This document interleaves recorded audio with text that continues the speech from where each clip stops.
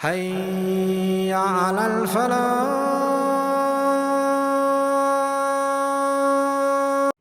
Allah gave us this book so we continue to recite it and memorize it and reflect on it. And every time we do, the light gets a little stronger and a little stronger and a little stronger and a little stronger. Allah is saying, if you keep this up, I will guide you all the way to my light. I will have you meet me. You can see my light one day. You can get to be in the company of Allah one day. يَهْدِ اللَّهُ لِنُورِهِ مَنْ يَشَاءُ وَيَضْرِبُ اللَّهُ الْأَمْثَالَ لِلنَّاسِ. Maybe we've been killing a light inside of ourselves.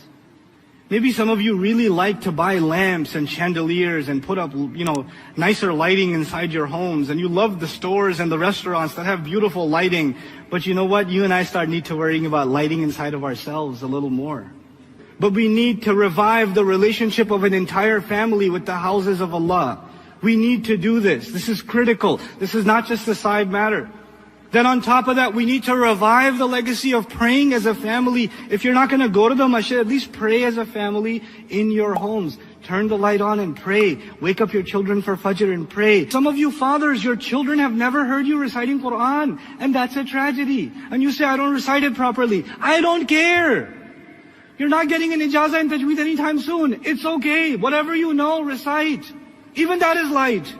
It's not a floodlight. It's not a stadium light, but it's still light. It's still good. So Allah wants us to deeply reflect and think about the concept of light. To think about light. So I'll say a few things about light. If there is no light, then doesn't matter how beautiful the universe is, we see nothing. Doesn't matter if you and I have both eyes. Our eyes are useless without the presence of what? Light.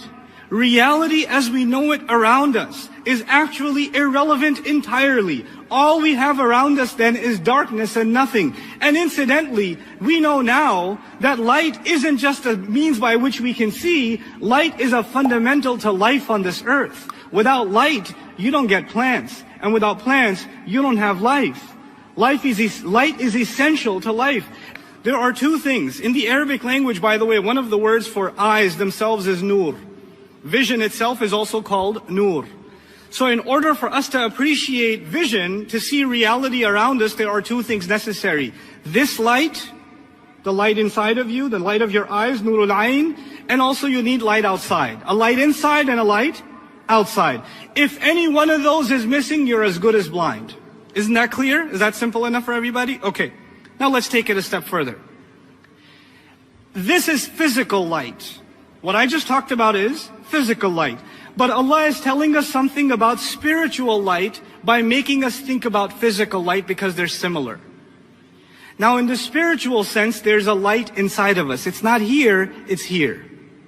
There's a light Allah poured inside of us. When I was inside my mom's belly, then an angel was delivered to put some light inside of her. That would be something I would be pre-programmed with. All of you, the ruh is a form of light. That is inside of us. There's a light inside of us. But that light on its own can only see so much until there's what? Light on the outside, right? There has to be light on the outside. So now what is that light on the outside? Allah Azza wa Jal describes His book. He describes His book and He says, فَآمِنُوا بِاللَّهِ وَرَسُولِهِ وَالنُّورِ الَّذِي أَنزَلْنَا. Believe in Allah and His Messenger and the light that we've sent down. Just like there are two ingredients to physical light, there are two ingredients to spiritual light. The human being has a yearning inside of him and her. We have this light inside of us that wants something. It's looking for some kind of perfection because it came from a perfect source. So when revelation comes, when the word of Allah comes, when the teachings of His Prophet come, sallallahu alaihi wasallam, then they complete that light inside.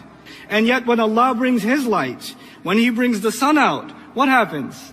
They say in Arabic, أَغْنَى الصَّبَاحَ عَنِ الْمِصْبَاحِ, that the lamp made the morning made the lamp irrelevant.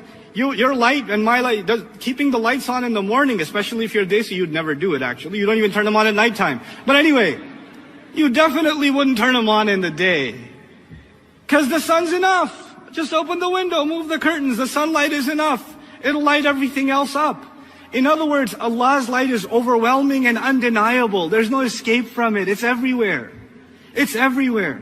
Now Allah says, now the human being will be informed. What did he make a priority out of? And what did he put on the back burner? That's the translation I'll prefer here. بِمَا قَدَّمَ what did he give priority to? What took taqdeem for him? What was priority number one? What took precedence? وَمَا أَخَّرَ, and what could wait? What were the things that you put on the back burner? The crime of the human being isn't necessarily that he doesn't do a good deed. The human being says, it can wait. I can do it later. The crime of the human being isn't necessarily that he doesn't leave sin. He says, I'll leave it later. Or, let me do what I want right now. I'll do that later. I have time. Taqdeem and ta'khir, not the grammar one. The one for life. Human beings will be thoroughly informed. What were your priorities? What did you put ahead? What came first for you? What came later for you? Bima qaddama wa akhar. The other meaning of qaddama wa akhar in Tafsir Juz Amma I mentioned also, qaddama also means what you've sent forward. You've done deeds, you've done works, and every one of them are waiting for you. Our deeds are waiting for us. Kullu nafsin bima kasabat rahina. You've sent collateral over. You've sent deeds over for processing. And you're going to meet those deeds on Judgment Day. I don't meet my deeds now, I just do them now. I will meet them then. وَوَجَدُوا مَا عَمِلُوا حَاضِرًا. They're going to be standing face to face in front of their salats. If your salat was lousy, you'll be standing in front of a lousy salat, staring right at you. That's what it's going to be. If you were lying, cheating, backbiting, angry, arrogant, condescending, whatever you were, you'll be looking right at you in the face. And then you're going to say, مَالِ هَذَا الْكِتَابِ. That's the reality of it. بِمَا قَدَّمَ وَأَخَّرَ. What did he make a priority out of? What did he put on the back burner? This is one of those life-transforming ayat. The human being will be thoroughly informed. This was your priority. This is what you spent time on. This is what you did with your free time. This is what you thought can wait. You had all these dreams. I want to memorize the Qur'an. What did you do for it? How many seasons of how many TV shows did you watch instead? That was a priority for you. What do you wanted to memorize? Oh, but it can wait though. Inshallah, one day, when my heart is purified, then I shall start. You know? بِمَا قَدَّمَ وَأَخَّرَ بَلِ الْإِنسَانِ. No. Yes, on that day the human being will be given thorough news, but it's not like the human being's blind now. Rather, the case is that the human being, عَلَى نَفْسِهِ, against his own self, basira, is fully insightful. There is one person that knows so much about you, and nobody else knows about you. And besides Allah, and that's you. You have an insight into who you are, what your flaws are, what your limitations are, what your capabilities are, what your strengths are, what your weaknesses are, what opportunities you avail, what opportunities you get lazy about. You know that about yourself more than anybody else. And you and I decide to lie to ourselves. We just decide we're not going to have an honest conversation with ourselves, and about ourselves with Allah. We don't want to have that honest conversation. For some people, all they want at the end of their life, what is success to them? Maybe I'll own a house. That's success for them. Maybe if I have this much money, that means I have success. Maybe if I got married to this one or that one, maybe that means I have success. But I go back to what I started with. There are some people who are happy with doing just the minimum. Just the minimum. But I am here to tell you, the young people in the audience today, Allah has blessed you, and I am telling you, He expects great things from you. He does not expect the minimum from you. There are so many Muslims, the only thing left of Islam is their name. That's the only thing left. They don't care about salat, they don't care about halal and haram. They're far from this deen. What can I do to further this deen? What can I do I shouldn't just be happy that so many people come and attend Jumu'ah. Does that mean everybody's heart is clean? Does that mean that we don't need any more reminder? Is that what that means? Or are there evils in our society? Are there youth that are turning towards drugs? Are there young people that are just living their life for no purpose? All they do is play video games and watch movies and go to sleep.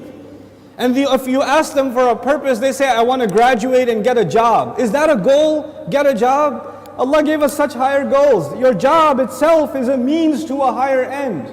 But you know what? We are living in strange times. The people who need the da'wah the most today are the Muslims themselves. But even if you get a good job, but you don't do your job. You got the job, but you show up late every day.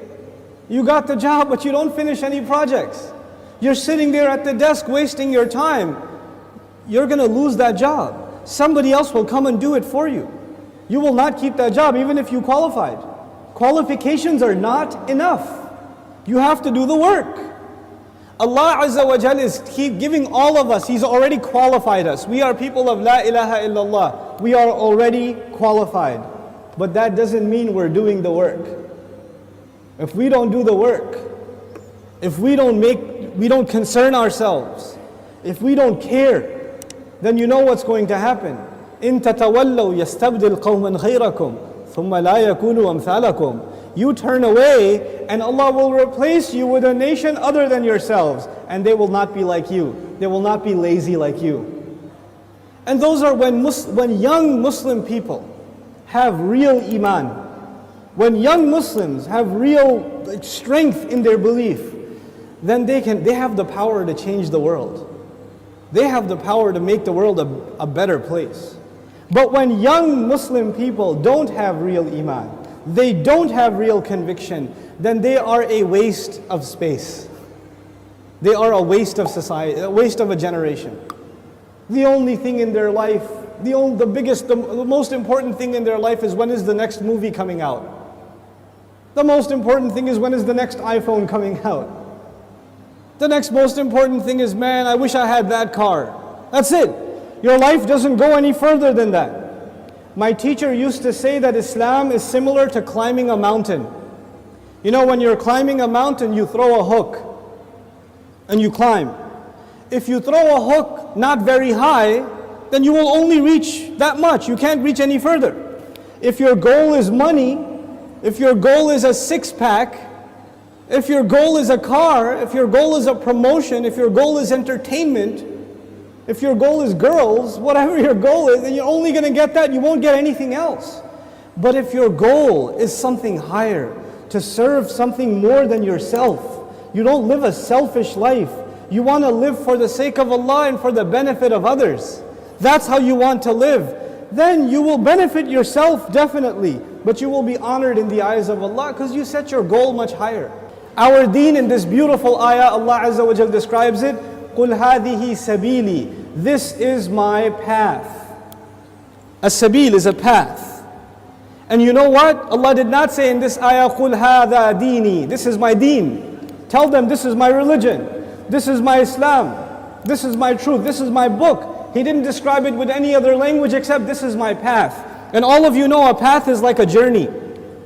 So Islam itself is being described as a journey in this ayah. What does that mean? That means in any journey you have to make progress, right? So even if you take one step, you are more closer to your destination than the day before or the step before. Every single moment you are making progress in a journey. And in this ayah, Allah's Messenger says, sallallahu alayhi wasallam, this religion of mine and this religion of yours and ours, Islam, is a journey, which means I am supposed to do something more for this deen than I did yesterday. And I'm supposed to do more tomorrow and more tomorrow and more tomorrow. I'm supposed to go further. Assalamu alaikum wa rahmatullah. If you enjoyed this video, please do share it with friends and family. If you want to see more videos from this series, click on the box at the top. If you want to see other videos, click on the box at the bottom. And don't forget to hit the subscribe button. Thanks.